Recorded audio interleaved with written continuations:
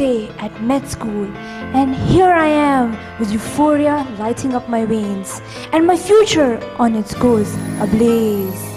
But I never envisioned that my internship would turn out to be like this, with not only plain old stress wearing my body down, but chaos and fear reigning my mind, while my colleagues seem to breeze through their shifts and recuperate from their exhaustion. 8 years on, and I'm still here, stuck in the same loop of strenuous work hours and depression. But now, I'm fighting, trying to speak up, write about anything that's gonna ease my bipolar disorder. Oh Lord, how could I have been so stupid? How could I have not foreseen that writing my blog would only create doubt and unrest in my patient and reporting of my case? My suspension has left me with nowhere to go, with no escape from my mind. I can't find any more reason to go on. It's hell here now. But heaven awaits me, offering me freedom and finally relief. No! Suicide isn't the answer. You know that. We know that. Especially in a profession that itself symbolizes hope and faith. But if you do look a little closely, you'll see that when it comes to an individual, you'll never know what's actually going on in that mind of theirs versus the fronts that they put up for the world. As such, doctors at the end of the day are humans too. In essence, they do feed and aren't exempted from experiencing emotional as well as mental perplexities. So here we are, presenting before you our topic, Suffering in Silence. They cure us, but who will cure them? In a doctor's life is often implicitly a victim to stress, ranging from excessive workload and extended work hours to complicated cases and demanding superiors. In addition to a family life that has to be attended, a doctor's life isn't a bed full of roses. Doctors often don't work the average 9 to 5 work day like other professions do. For example, a pediatrician with his own private practice may start his day by doing rounds at the local hospital at 6 or 7 a.m. have patient appointments most of the afternoon. Then finish his day at 5 or 6 p.m. doing another sets of round. It is not unusual for doctors to work for 10 or even 12 hours per day, most of which is spent standing and walking. Our survey shows that 49% doctors work more than 10 hours a day, some working for even 36 hours at a stretch. And not every patient is easy to work with, just like not every doctor is easy to work with. One of the most important factors in a doctor-patient relationship is trust. And if the patient refuses to trust the doctor, explaining procedures and recommending treatments becomes nearly impossible. Doctors have education, certifications and experience required to make health and treatment recommendations, but those are only as good as the cooperation of the patient. Seeing so many sick and hurting patients can be difficult, both mentally and emotionally. This is especially true when the patient is a young child or the patient is given a terminal diagnosis. Doctors working at the intensive care units, anesthesiologists, super specialists such as oncosurgeons, cardiosurgeons, doctors dealing with life and death situations are highly prone to stress. Half of the doctors experience mental distress in breaking bad news to the patient's relatives. It's human nature to feel empathy and sadness in such situations. Doctors are taught to keep a sense of perspective and stay as positive as possible. But at times, this can be extremely difficult. Administrative ineptitude and delays can make the job situation very frustrating. Inadequate facilities, out-of-date and unavailable equipments make the long years and fortune spent in training at home and abroad a waste. Unsecured future and inappropriate capacity utilization are some of the causes of unfulfillment and stress in the job place. Out of the surveys we conducted, 58% consider poor hospital management as one of the reasons contributing to their stress. This could be compounded by denied holidays, sometimes because of manpower shortages. This fear of mistakes and litigations are becoming increasingly important. India is one of the richest countries in respect to population, and the need for doctors is increasing day by day. In developing countries like India, where most of the patients are from lower middle class, private physicians can't increase their consultation fees, as it will lead to decrease in patient inflow. So, in order to cope up with the needs of their family, as well as to look after their patients, doctors have no option but to overwork. The WHO recommendation for doctor-patient ratio is 1:1000. However, according to the Survey of Times of India, if only allopathic doctors are concerned, the ratio is 1:1596. According to our survey, 64% doctors find it difficult to deal with the overload of patients. Cambridge Dictionary defines work-life balance as the amount of time you spend doing your job compared with the amount of time you spend with your family and doing things to enjoy. Out of the expected 3 A's, able, affable and available, available is the easiest to perfect since doctors are driven by the sense of righteousness to save their patient. Of all the doctors we surveyed, 78% complain about personal professional life imbalance. With most physicians working for 40 to 60 hours per week and reporting 61 to 80 hours per week. In between, how easy is it to fit in this elusive time outside of medicine? Decline in feeling of competence and productivity around work causes burnout. Energy turns into exhaustion. Involvement into cynicism. Thus, burnout is related with increased chances of depression and physical illness.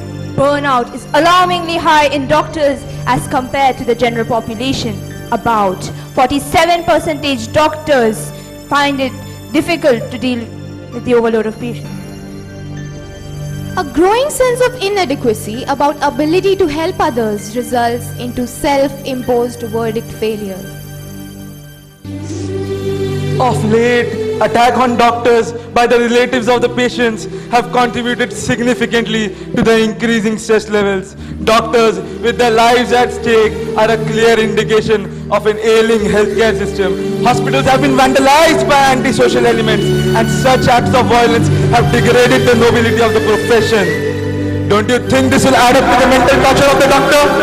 Unfortunately, 3/4 of the doctors consider their safety as an important issue affecting their mental health.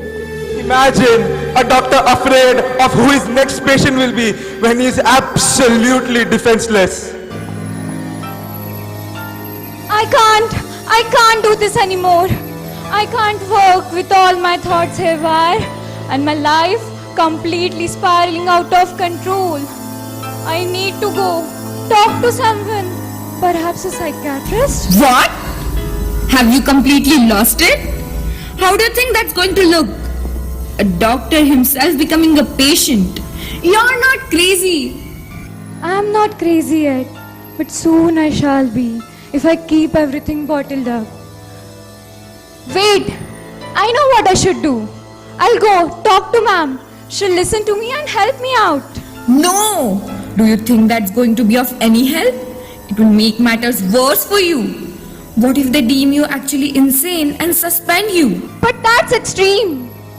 But maybe you're right. Even if they don't take me seriously, I do not want them to look at me with pity or contempt.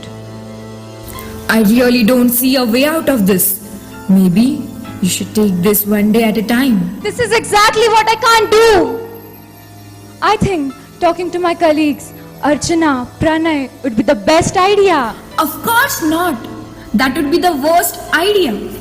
Do you want them to judge you? Make things difficult for you? Imagine you end up telling them. And then what?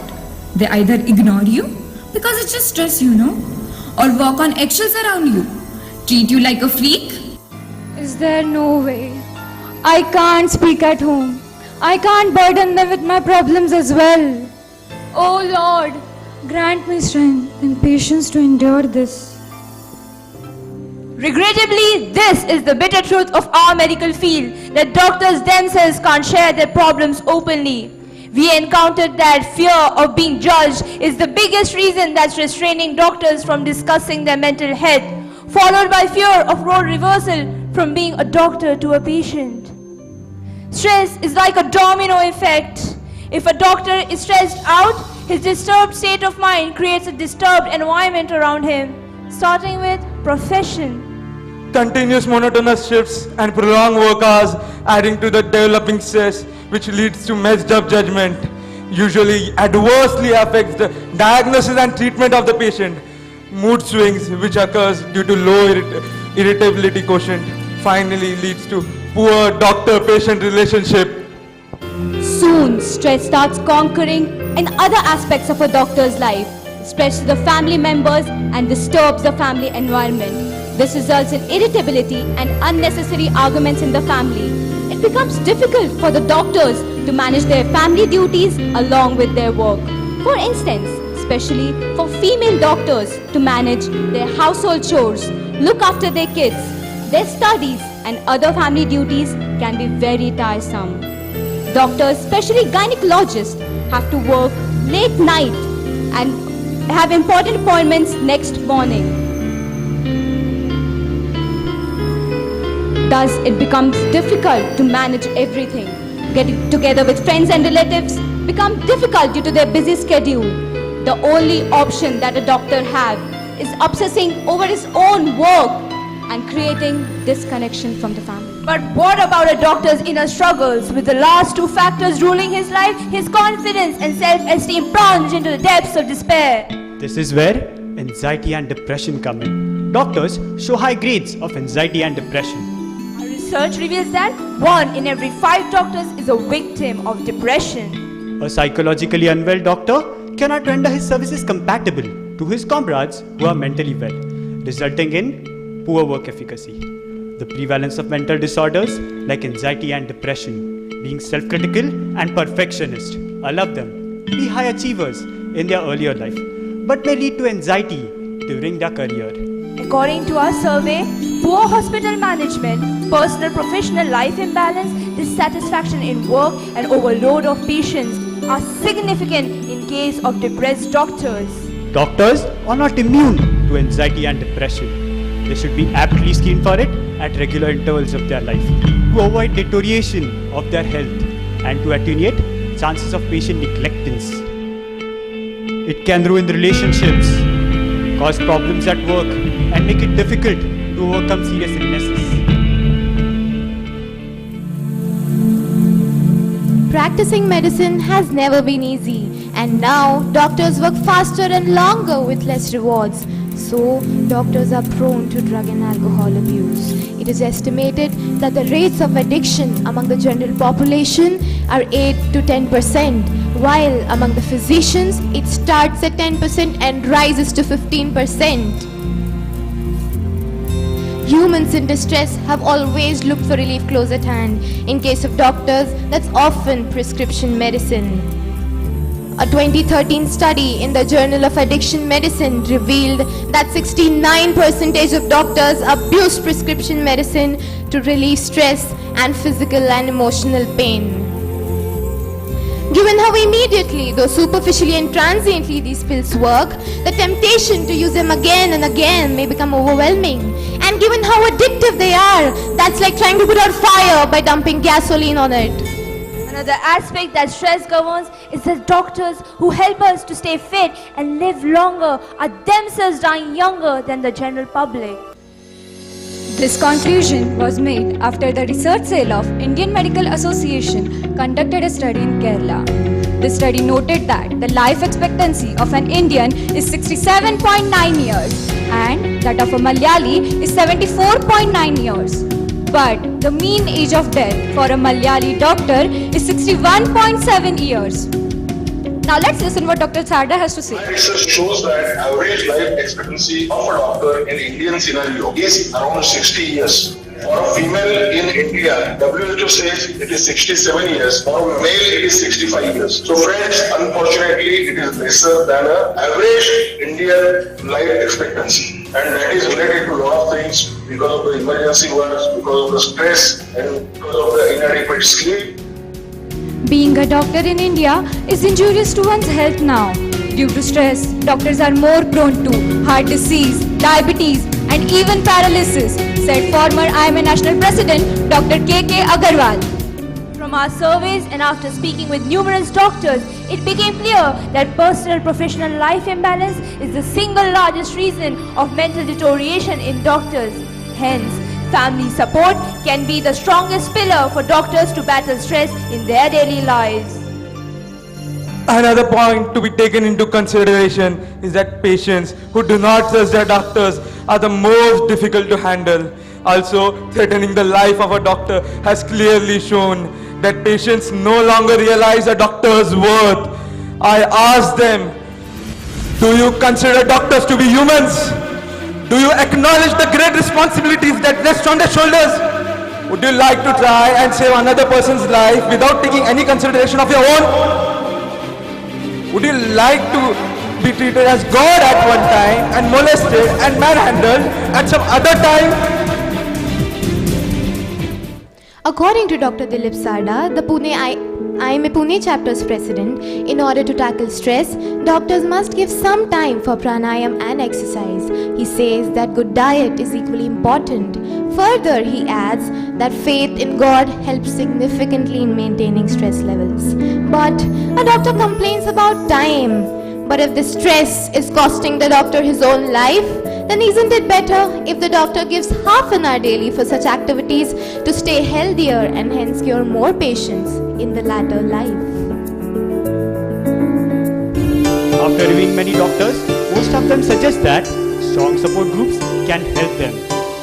With colleagues, proper breaks from work, group discussions and group camaraderie may serve as ways to relieve stress. Solution which we have come up with is an anonymous helpline number for doctors by doctors can help in many cases, similar to how a suicide helpline number functions, which may be run by the Indian Medical Association.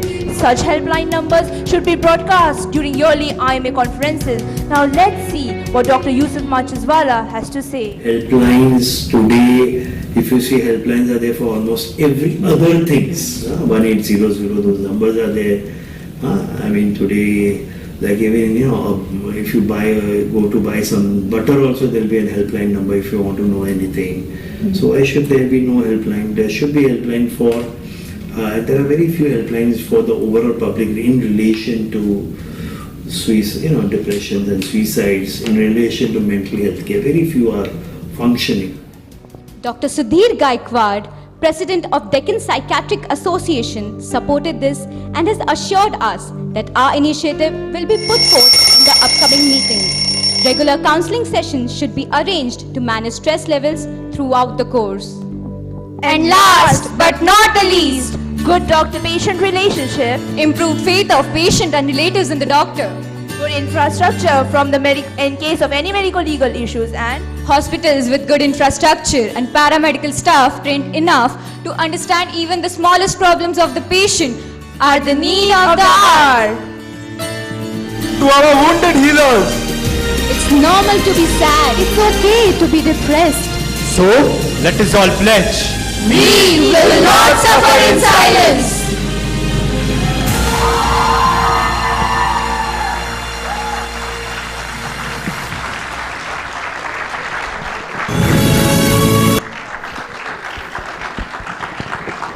Thank you Team E for this wonderful performance. I invite each and every team member of Team E to please come on the stage.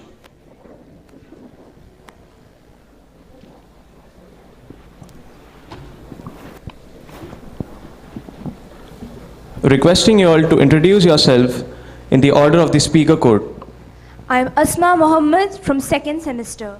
Devyani Lalwani, 2nd semester. Vidushi Sinha, 2nd semester. Vaishnavi Garudkar, 2nd semester. Akshay Kore, 2nd semester. Murtaza Ranalawala, 2nd semester.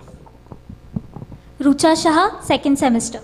Hussein Doctor from 2nd semester. Avinash Chauhan, 2nd semester. Sanchita Iyer from 2nd semester. Kaustubh More, 2nd semester. Onkar Manjur, 2nd semester. I now request the judges to start with the question and answer session. In your study, did you find any difference between doctors, those who are practicing in their own clinic versus those in are practicing in institutions? regarding perception of stress? Thank you for your question, sir. It is true that the one who have private hospitals and private clinics have lower stress instead the one who are working in institutions, and one who are working in institutions have greater amount of stress due to many reasons like upcoming patients and senior overload and hospital management, everything. Was that the finding in your study, or Yes, it's sir. your perception? We had a questionnaire regarding all that, and we have found in it. Thank you. I would like to add something to the question, to the answer. We met one doctor and he was in a corporate setup. So he told us that they have a limit that they have to consult that much patient. So that is why they have to rush, and that is where malpractices begin. So we found out that corporate sectors have much more stress than other setups. Okay, what measures should be taken to decrease the violence against doctors, because it is adding a stress to medical profession? Thank you for your question, sir. The government has many laws regarding violence against doctors, as Violence Protection Act, which was initiated in 2010, and it states that if any if any violence occur against doctors, the person will be imprisoned for 3 years with a fine of 50,000 rupees, and which the imprisonment is invaluable. And also the hospitals can have safety measures like alarm systems, which can be regularly checked up, and further we can have security guards, which the government has already implemented. 5,000 of them were implemented all over Maharashtra for government services, out of which 1,100 were armed. And also we can restrict the number of visitors coming in the IPDs and all that, so that we can reduce the violence. Thank you, sir. Did you find any difference between branch-wise difference, like radio, medicine, surgery, pediatrics, whether the stress is more in some branches or Thank you for the question, sir. There is a difference branch-wise. Mostly clinical branches like pediatrics and gynecology, the stress levels are highest among those, being like 27% of the pediatricians are depressed, whereas 23% gynecologists are depressed. And then we studied other branches like surgery, medicine and all. So the stress level is accordingly higher in pediatrics and gynac, and it is lowest in other branches like ENT, ophthalm, being to 16%. Thank you. Did you include government doctors also in study? Yes, sir.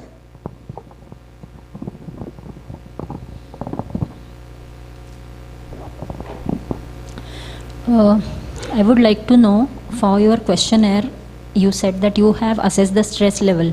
So any specific questionnaire you have used for that, or it was? Thank you for your question, ma'am. The questionnaire was PHQ 9 basis, in which we assess the depression levels, in which if the score comes 0 to 4, there will be no depression, and successive grades are there. Okay, so depression was assessed. Yes. And their perceived reasons for the stress, doctors' perceived reasons for the stress. Yes. Okay, and I just want to know how the cluster random sampling was done.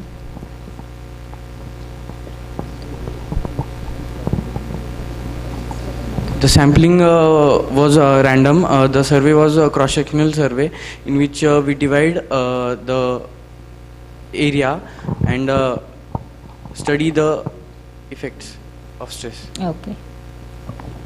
I would like to add, the method of sampling was cross-sectional stratified. Cross-sectional refers to, we studied a particular population at a particular time, and stratified was we divided the population into several subgroups. Thank you. Thank you. Thank you, judges. Thank you, Team E.